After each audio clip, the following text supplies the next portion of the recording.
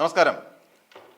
കഴിഞ്ഞ കുറച്ച് ദിവസങ്ങളായി കരുനാഗപ്പള്ളി ഏരിയ കമ്മിറ്റി നീറിപ്പുകയായിരുന്നു CPM-ന്റെ.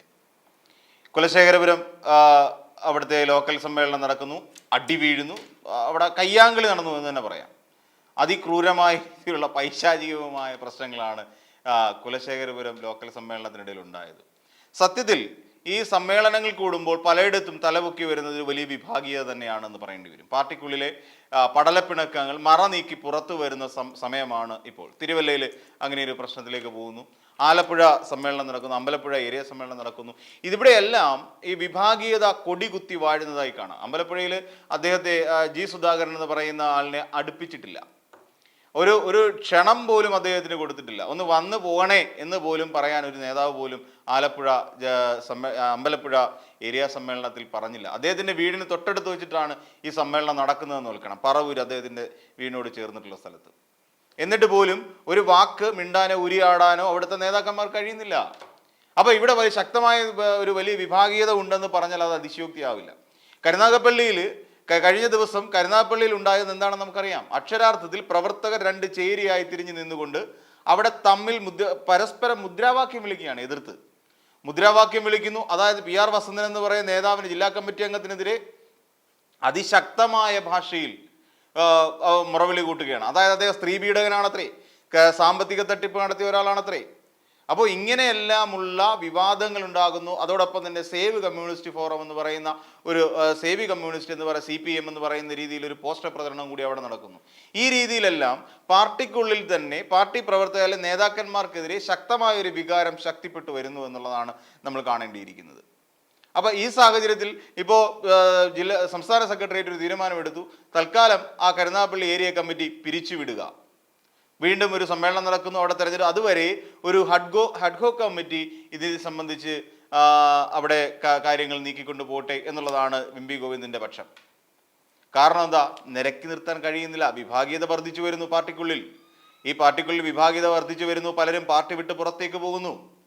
പാർട്ടി വിട്ട് പുറത്തേക്ക് പോകുന്നവരെ പാർട്ടിക്കുള്ളിൽ പിടിച്ചു നിർത്താൻ കഴിയുന്നില്ല. പാർട്ടിക്കുള്ളിലുള്ള പ്രാദേശിക നേതൃത്വത്തിനിടയിൽ പോലും ജനങ്ങൾക്കിടയിൽ ഒരു വിരുദ്ധ പക്ഷമായി മാറാൻ ഇവരെ കൊണ്ട് കഴിയുന്നു എന്നുള്ളതാണ്.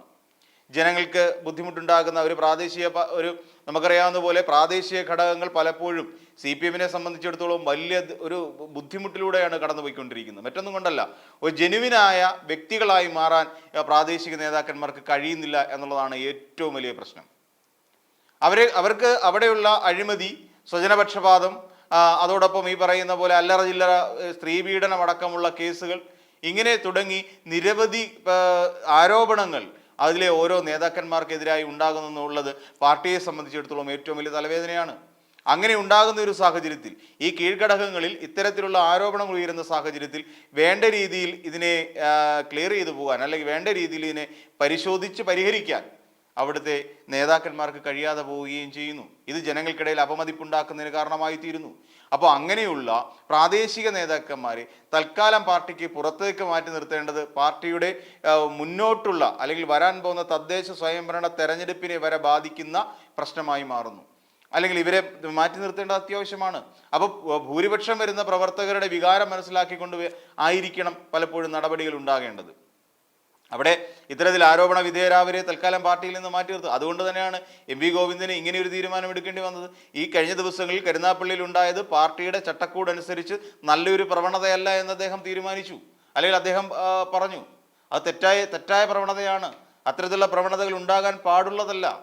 പക്ഷേ പാർട്ടിയിലുണ്ടായ ഇത്തരം പുഴുക്കുത്തുകളുടെ യഥാർത്ഥ കാരണങ്ങളാണ് പാർട്ടി നേതൃത്വം അന്വേഷിക്കേണ്ടത്. കാര്യം അങ്ങനെ അന്വേഷിച്ച് അതിനൊരു പരിഹാരം കണ്ടെത്തിയില്ലെങ്കിൽ വരാൻ പോകുന്ന തദ്ദേശ സ്വയംഭരണ തെരഞ്ഞെടുപ്പുകളിൽ പാർട്ടിയെ, CPM-നെ സംബന്ധിച്ചിടത്തോളം അത് ദോഷകരമായി മാറുകയും ചെയ്യും. സത്യത്തിൽ പ്രാദേശിക ഘടകങ്ങളെല്ലാം എല്ലാ പ്രദേശത്ത്, ഏത് പ്രദേശത്ത് നോക്കിക്കഴിഞ്ഞാലും അവിടെയെല്ലാം വിഭാഗീയതയുണ്ട്. പാർട്ടി എത്രത്തോളം വിഭാഗീയത ഇല്ല എന്ന് പറഞ്ഞിരുന്നാലും ശരി, കീഴ്ഘടകങ്ങൾ എല്ലായിടത്തും വിഭാഗീയതയുണ്ട്. 2ഉം 3ഉം ചേരികളായി പാർട്ടിക്കാർ തമ്മിൽ തിരിഞ്ഞു നിന്നുകൊണ്ട് അടിയും ബഹളവുമാണ്. എവിടെയെങ്കിലും ഒരു ലോക്കൽ സമ്മേളനമോ ഏരിയ സമ്മേളനമോ നടന്നത് കയ്യാങ്കളിയിലല്ലാതെ അവസാനിച്ചിട്ടുണ്ടോ? എന്തിന് ബ്രാഞ്ച് സമ്മേളനങ്ങൾ പോലും കയ്യാങ്കളിയിൽ അവസാനിക്കുകയാണ്. അപ്പം ഈ ദുരവസ്ഥയാണ് പാർട്ടിയിൽ നിന്ന് മാറേണ്ടത്. അതിന് പിരിച്ചുവിടേണ്ട പാർട്ടിയാണെങ്കിൽ, അല്ലെങ്കിൽ പിരിച്ചുവിടേണ്ട കമ്മിറ്റി ആണെങ്കിൽ പിരിച്ചുവിടുക തന്നെ വേണം. ഇപ്പോൾ പാർട്ടി സെക്രട്ടേറിയറ്റ് എടുത്തിരിക്കുന്ന നല്ലൊരു തീരുമാനം തന്നെയാണ്. അവിടെ കരുനാഗപ്പള്ളി ഏരിയ കമ്മിറ്റി പിരിച്ചുവിടുന്നു. പിരിച്ചുവിട്ട് പകരം അഡ്ഹോക് കമ്മിറ്റിയെ നിയമിക്കുകയും ചെയ്യുന്നു. ഇതാണ് യഥാർത്ഥ രീതി. ഇതല്ല എന്നുണ്ടെങ്കിൽ ജനങ്ങൾ പാർട്ടിയിൽ നിന്നകലും. അതാണ് ഏറ്റവും വലിയ പ്രശ്നം. പണ്ട് ഇദ്ദേഹം പറഞ്ഞിട്ടുണ്ട്, ജനങ്ങൾ, അതായത് ജി സുധാകരൻ തന്നെ പറഞ്ഞിട്ടുണ്ട്. എന്തുകൊണ്ടാണ് ജി സുധാകരനെ പങ്കെടുപ്പിക്കാതിരുന്നത്? നേതാക്കന്മാർക്കെതിരെ വിമർശനമുയർത്താനുള്ള സാധ്യതയുണ്ട്. അവിടെയുള്ള പലരുടെയും ടി ജെ ആഞ്ചലോസിനെതിരായി പോലും അവിടെ നടപടി ഉണ്ടായി. അത് തെറ്റായി പോയി എന്ന് അദ്ദേഹം പലപ്പോഴും പറയും. അത് കള്ള റിപ്പോർട്ട് ഉണ്ടാക്കി അദ്ദേഹത്തിനെതിരെ നടപടി എടുക്കുകയും ചെയ്തിരുന്നു. അവിടുത്തെ ഒരു ആലപ്പുഴ യുവ നേതാവായിരുന്നു. അപ്പോൾ ഇത്തരത്തിലുള്ള പല പ്രവണതകളും വിഭാഗീയതയുടെ ഭാഗമായി ഉണ്ടായിക്കൊണ്ടേയിരിക്കുന്നു. അപ്പോൾ ഇതിനെയൊക്കെ മറികടക്കാനുള്ള ഒരു നേതൃത്വമാണ് ഇനി ഉണ്ടാവേണ്ടത്. ഇത്തരത്തിലുള്ള വിഭാഗീയ പ്രവർത്തനങ്ങൾ അവസാനിപ്പിക്കുക.